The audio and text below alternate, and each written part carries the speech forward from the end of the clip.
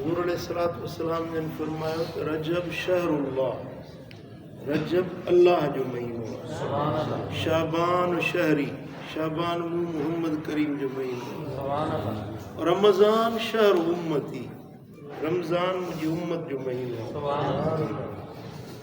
हाणे रजब शरीफ़ जी जेका पहिरीं राति हूंदी आहे, हिकिड़ी रिवायतुनि में आहे पहिरीं राति, ॿियुनि रिवायतुनि में आहे त रजब जे पहिरें जुमे जी राति, यानी जेका अॼु राति अचण वारी आहे, इन खे सॾिबो आहे लैलतुर रग़ाइब।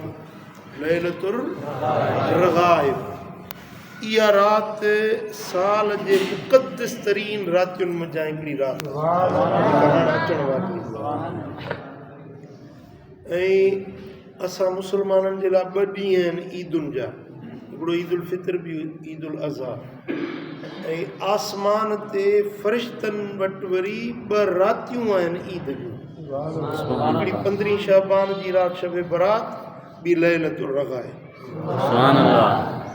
रजब जे पहिरें जुमे जी राति।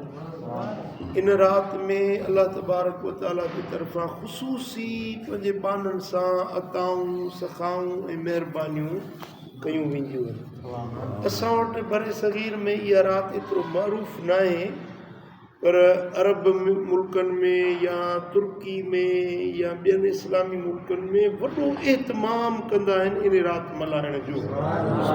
जीअं असां वटि 15 शाबान जो एहतमाम थींदो आहे, हर मस्जिद में माण्हू मल्हाईंदा आहिनि, तीअं तुर्किया में मूं ॾिठो त हर मस्जिद में लैलतुर रग़ाइब मल्हाइनि पिया ऐं उन्हनि जो वॾो एहतमाम कनि पिया इन राति, जाॻणु, इबादत करणु, नफ़िल पढ़णु, असुल ॻाल्हि आहे रब खे राज़ी करणु।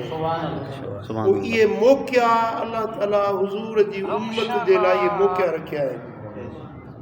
हिन मौक़े ते कंहिंजी मग़फ़िरत थी वञे, कंहिंजी कंहिं ॿिए मौक़े ते मग़फ़िरत थी वञे, सो इहा राति जेका हाणे अचण वारी आहे लैलतुर रग़ाइब जी, इन जो क़दुरु कजो।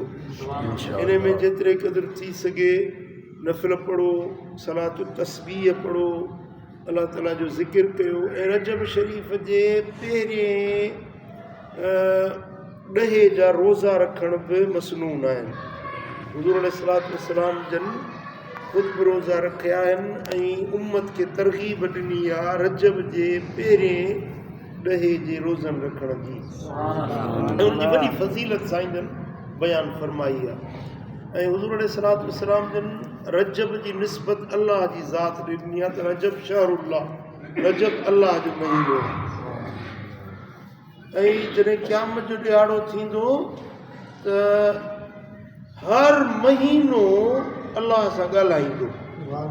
उन महीने में जन नेकियूं कयूं उहे ॿुधाईंदा उहे महीना, ऐं जंहिं बदियूं कयूं, गुनाह कया, नाफ़रमानी जा कम कया, उहे महीना ॻाल्हाईंदा, अलाह वटि शाहिदी ॾींदा। जॾहिं रजब जो महीनो अलाह ताला जे साम्हूं ईंदो त पोइ रब करीम पुछा कंदो त मुंहिंजे महबूब जे उम्मत वारनि रजब जा महीना ॿुधाए छा छा अमल कया, कहिड़ा गुनाह कया, कहिड़ियूं बुरायूं कयूं, त ख़ामोश हूंदो, वरंदी न ॾींदो, चवंदो अना असम, मां गूंगो आहियां। इन जे करे रजब खे रजब असम सॾियो वियो आहे, रजब गूंगो। वरी अलाह तबारक व तआला फरमाईंदो त तो में मुंहिंजे ॿारनि कहिड़ा नेकी जा कम कया, पोइ रजब उहे सभु ॻाल्हियूं बयानु कंदियूं। हिन निमाज़ पढ़ियूं, हे रोज़ा रखिया, हिन नफ़िल पढ़िया, हिन ज़िक्र कयो, इहे नेकी जो सभु शाहिदियूं ॾींदो ऐं बुराई जी शाहिदी का बि न ॾींदो। इन जे करे रजब खे रजब असम सॾियो वियो आहे।